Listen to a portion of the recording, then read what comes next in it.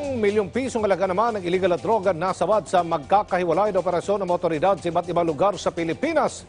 Kasama riyan nagnasa 24 na milyong pisong halaga ng shabu na nakumpiska sa lungsod ng Bacolod. May ulat si Bernard Haujan.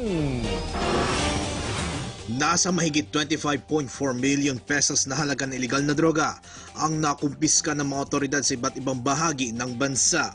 Sa Bacolod City, nakumpiska mula kina Nestor Guillem, Carline Lunares at Richard Lunares ang shabu na papalo sa 24 na milyong piso ang halaga. Sa Valenzuela City, nasabat sa 4 na suspect ang 130 grams ng hininalang shabu na nagkakahalaga ng 884,000 pesos. Sa Santa Ana, Manila naman, nasabat ang 53.23 na gramo ng shabu na nagkakahalaga ng higit 361,000 pesos mula kina RJ De Ocampo at Jeffrey Estrella.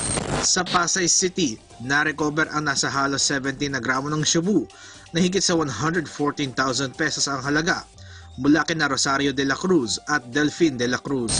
At sa Malabon City, nakuha ng mga otoridad mula kina Anthony Cyril Saison at John Brian Arizala ang 11 gramo ng shabu na nagkakahalaga ng 74,800 pesos. Sasampahan ng kasong paglabag sa Comprehensive Dangerous Drugs Act ang mga nahuling suspect.